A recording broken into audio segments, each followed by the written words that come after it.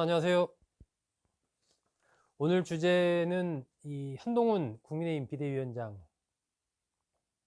대한 것입니다.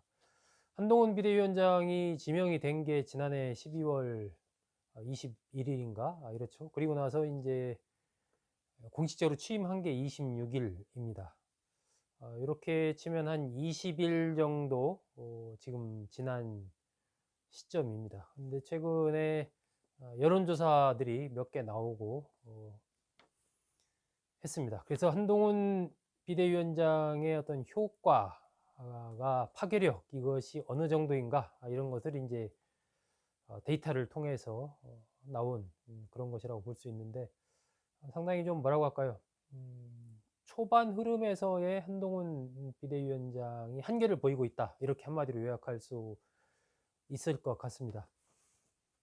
뭐 전혀 지금 효과를 못 보고 있다 이렇게 얘기하는 건 조금 뭐라고 할까요? 좀 박한 평가인 것 같고 아직은 두고 봐야 되니까요. 이제 한 20일 지난 시점이니까.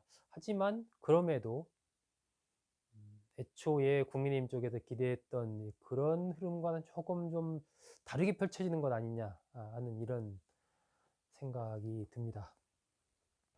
최근에 1월 2주차 조사에서 엠브레인이랑 케이스테리 리서치, 한국 리서치, 코리아 리서치가 18세 이상 1,001명을 대상으로 조사한 이런 조사 결과입니다. 한국갤럽 조사 결과도 뭐 비슷합니다. 9일, 11일 조사 결과인데 전체적으로 본다면 이 앞서 말씀드린 이 엠브레인 등등의 조사 여기에서 여권 지지율이 대통령 국정 지지도가 32%로 조사가 됐고 국민의힘 정당 지지도가 30%로 조사가 됐습니다.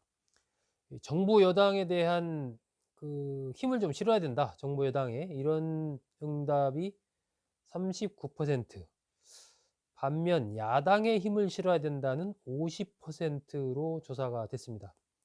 여당에 힘 실어야 된다라는 한 달 전에 비해서 한 4%포인트 떨어진 수치고 정권 견제해야 된다. 이것은 5%포인트 올라간 이런 수치입니다. 특히 중도층에서 정권 견제론이 한 달 전에 비해서 좀 올랐습니다. 한 달 전에 49% 정도였는데 이번 조사에는 57%로 조사가 됐거든요. 이 조사들이 다 이제 1월 초순에 진행된 조사이기 때문에 한동훈 비대위 체제가 출범한 이후에 나온 조사입니다. 자세한 내용은 중앙선거 여론조사 심의위원회 홈페이지에 가시면은 보실 수가 있습니다. 한동훈 비대위원장 뭐 아시다시피 법무장관으로 있다가 바로 지명받아서 전혀 경험이 없는 상태에서 집권 여당의 비대위원장을 맡게 됐습니다. 뭐 그 전에는 여러 가지 한동훈 그 법무부 장관 시절에 야당에 맞서는 모습이라든지 뭐 메시지 구사하는 거라든지 또 단정한 어떤 패션 뭐 등등으로 해서 여러 가지 우호적인 이런 평가를 받기도 했었죠. 하지만 정치의 영역이라는 것은 그거와 또 다른 것이고 새롭게 이제 시작을 해야 되는 건데 일단 초반 흐름이 그렇게 좋아 보이지는 않습니다. 한동훈 위원장이 비대위원장 되고 나서 뭐 대전, 내구, 광주, 충북, 경기 뭐 등등등등 이렇게 쫙 순회를 하고 있는 그런 와중에 나온 조사 결과이고 초반에 뭐든지 뭐 초반의 흐름이 괜찮지 않습니까? 이런 상황에서 나온 조사 결과에서 오히려 정부 여당에 대한 견제론이 더 올라갔고 또 중도층에서 여론이 특히나 더 올라갔다라는 이런 부분들. 반면에 여권 지지율, 대통령 지지율이나 여당 지지율은 뭐 큰 변화가 없다. 이렇게 이제 한마디로 요약할 수가 있습니다. 결국 한동훈 비대위, 한동훈 체제의 파괴력이 예상보다 크지 않다. 현 단계에서는 이렇게 좀 평가를 할 수밖에 없는 것이죠. 물론 뭐 최종적인 뭐 흐름은 변할 수가 있으니까 앞으로도 지켜봐야 되겠죠. 하지만 지금 현재 초반에 한 20여일 동안의 기세가 그렇게 좋은 평가를 받고 있지 못하다 라는 것입니다. 이유가 뭘까요? 제가 생각하는 몇 가지 이유가 있는데, 첫 번째 가장 큰 것은 역시 윤석열 대통령과의 어떤 이 차별적인 이미지를 구축하는데 실패했다라는 것이 좀 가장 크고 근본적인 문제가 아닌가, 이렇게 생각을 합니다. 결국 국민의힘 체제가 새롭게 출범하면서 비대위가 출범했을 때는 결국 윤석열 대통령에 대한 여기 부정적인 여론, 이런 것들 속에서 비대위 체제가 출범을 한 건데, 그렇다면 새로 탄생한 비대위 체제는 윤석열 대통령과 좀 다른 어떤 흐름, 차별화된 흐름을 보였어야 되는데, 그것에 실패를 했다, 이렇게 평가할 수가 있는 거죠. 어쩌면 한동훈이라는 인물이 비대위원장을 맡게 되면서부터 그것은 이미 예고된 결과였는지도 모릅니다. 윤석열 대통령과 한동훈 비대위원장의 관계, 뭐 검사로서 오래 같이 생활을 했고, 수사 등등도 같이 했고, 또 뭐 윤 대통령이 발탁해서 법무장관을 또 하게 된 거니까, 이런 등등의 관계를 보면 한동훈 비대위원장 체제에 이게 윤석열 대통령과 어떤 차별화를 기대하는 것 자체는 애초부터 무리다, 뭐 이렇게 볼 수도 있는 거죠. 그런 측면에서 본다면 이 국민의힘 한동훈 체제의 이러한 어떤 평가는 앞으로도 유지될 가능성이 더 크기 때문에, 어쩌면 거기에서 국민의힘의 위기의 본질일 수도 있겠다, 이런 생각도 좀 해봅니다. 그러니까 근본적인 이 차별성, 변화를 줄 수 없는 한계를 기본적으로 한동훈 비대위원장 체제는 가지고 있다라는 거죠. 근데 그 체제에 대한 초반 평가가 그렇게 좋게 안 나왔기 때문에 앞으로도 좋아진다라고 기대하기에는 여러 가지로 또 쉽지 않은 부분이 있다라는 것입니다. 이러한 이제 근본적인 문제가 있고요. 두 번째는 한동훈 위원장이 내는 그 메시지가 이게 좀 다른 겁니다.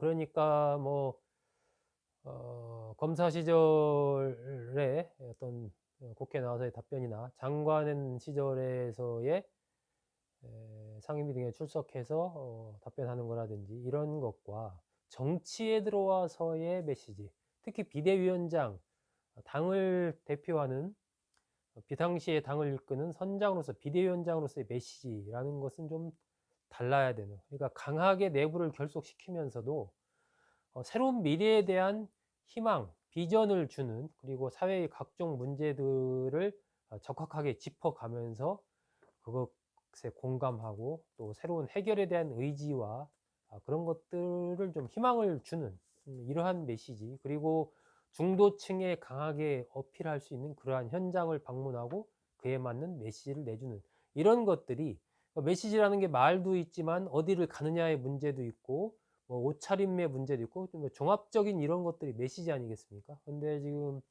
한동훈 비대위원장이 내는 메시지는 전혀 그런 기대를 충족시키지 못하고 있다, 이렇게 지금 볼 수 있습니다. 한동훈 비대위원장이 취임하고 나서 뭐 대전, 대구, 광주 뭐 등등등 쭉 갔지 않습니까? 거기서 대구에서는 굉장히 뭐 어떤 정치적인 출생지다, 뭐 이런 얘기도 했고, 부산 가서는 부산 너무 사랑한다, 뭐 이런 얘기 쭉 했는데, 이런 메시지가 그 지역에 어떤 내가 관심이 있다, 뭐 이러저런 연고를 강조하는 이런 측면은 있을지 몰라도, 그게 이렇게 임팩트가, 파괴력이 별로 없는 것이고, 메시지로서의 힘과 비전, 이런 것들이 약한 거죠. 그래서 그냥 일회성으로 이렇게 지나가지, 사람들한테 울림을 주는, 이런 감동을 주는 이런 메시지를 지금 던지고 있지 못한 거죠. 이런 문제도 좀 있습니다. 세 번째는 인사 문제입니다. 한동훈 비대위 체제가 들어서고 나서 비대위원들이 선임이 됐죠. 그리고 공천관리위원도 다 이제 공관위원장 포함해서 10명으로 정해졌습니다. 비대위원들 선임했지만, 비대위원들 여러분 혹시 기억나는 이름 있습니까? 비대위원들의 존재감이, 비대위원 선임 이후에 존재감이 희미합니다. 누가 누군지도 잘 모릅니다.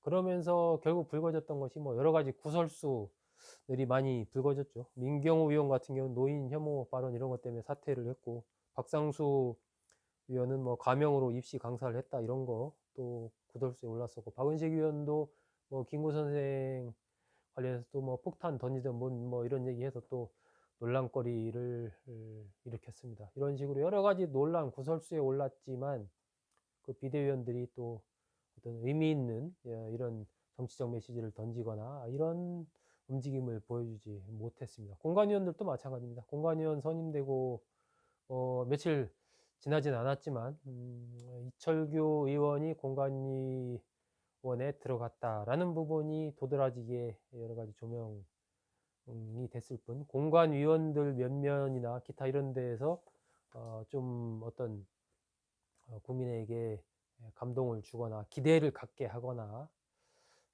저런 사람이 국민의힘 공관위원 아니면 뭐 비대위원회 들어갔어? 이런 그런 게 없는 거죠. 그런 좀 중도적인 또 상대를 끌어안을 수 있는 좀 더 포용적이면서도 미래적인 가치, 비전도 줄 수 있는 이러한 인물들이 보이지 않는다. 이것이 이제 또 인사에서의 문제가 아닌가. 그러니까 지금 현재 한동훈 체제는 근본적인 윤 대통령과의 이런 관계 속에서의 문제, 또 메시지의 문제, 인사의 문제, 이런 것이 이제 종합적으로 이렇게 나온 그런 상황에서 이루어진 조사 결과들이기 때문에 여러 가지 상황을 좀 잘 볼 필요가 있지 않나 하는 생각이 듭니다. 물론 중간에 이제 윤 대통령이 이른바 쌍특검법에 대해서 거부권을 행사한 이런 부분도 분명 부정적인 요소로 작용을 했을 겁니다.